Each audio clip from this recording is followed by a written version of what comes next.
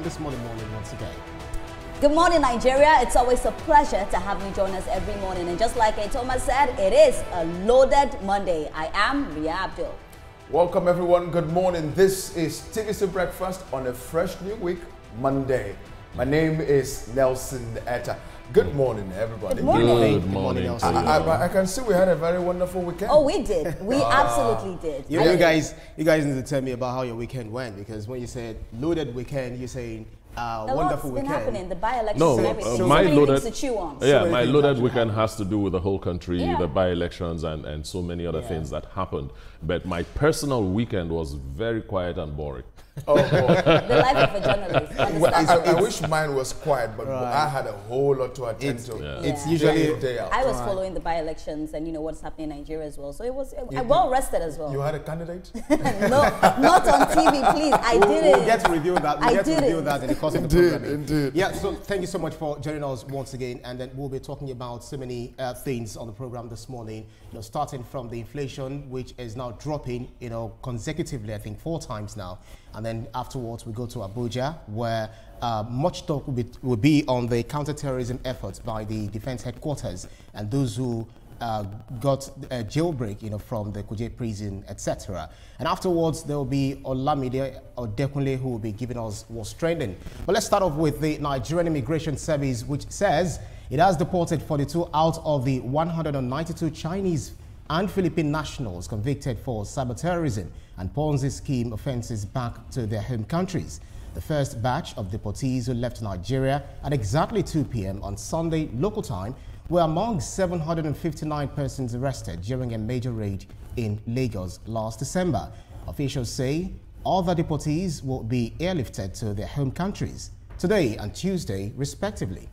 The syndicate had been operating a large-scale cyber fraud and Ponzi scheme before being rounded up in the joint operation. Several of the charges include allegations of using fake identities online to defraud victims, training employees in fraudulent practices, and other offences punishable under the Advanced Pre-Fraud and Other Related Acts Offences Act 2006.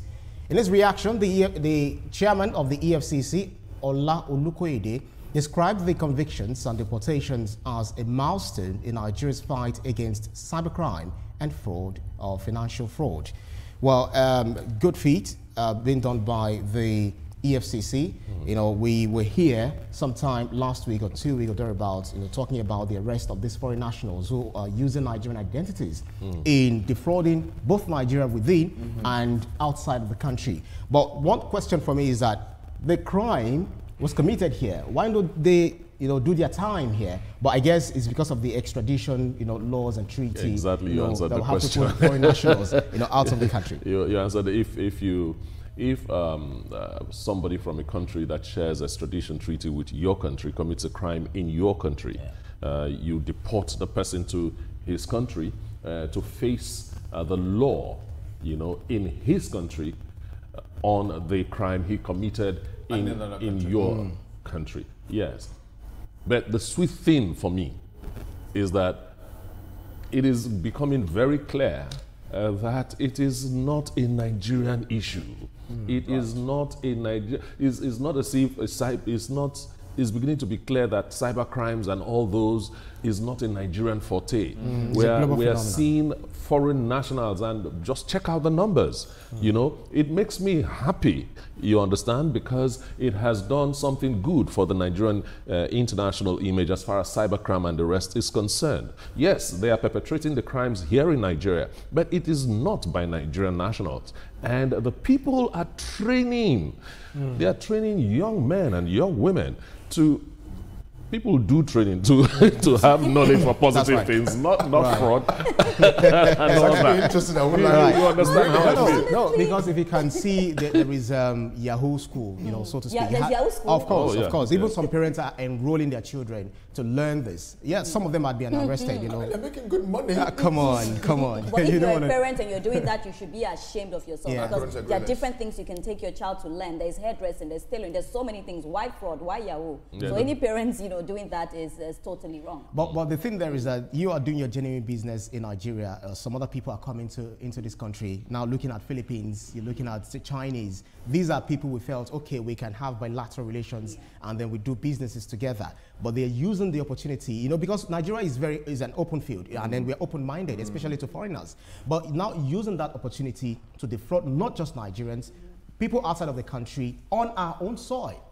That's why they've been arrested and sent back to their country. And you know what marvels me? Over a period of time, cybercrime has been linked to Nigeria and Nigerians. Exactly. When you talk about cybercrime, they're like, oh, it's the Nigerian people that are doing it. But now we're saying that these nationals come all the way from their country and they're doing cybercrime in Lagos, Nigeria. Right. And it's just sad to see that, these things still happen. If there's anything I want to speak about is I want to commend the EFCC. They are clamping down on cybersecurity. They are showing that they are working. Because at the end of the day, when these people come and they do this in Nigeria, it's the Nigerian name that goes. Oh, right. Nigerians. Yeah. They forget that there are people that are, even training Nigerians. And also, I'm really happy with what the EFCC did. I'm happy that they sent them back. There's still more to be sent back. They've sent some back, and I hope that those ones go back. And when they go back, I am hoping that they get to face the law in their country as well. They face the law in their country as well. So EFCC has done a good one with this one. Absolutely. And I know China is a no-nonsense country. Nation, yeah. I don't know much about I don't know much about Philippines because business tycoon in China had been sometimes sentenced to death. I think now put on parole or something. But the problem there is she was saying that yes, when these crimes are committed, they say they are Nigerians because Nigerian identities are being used by these people. Yeah. And some people allow themselves to be used freely. Even some don't even know because they co-opt them into releasing their personal information. What does this say about data privacy and the breach?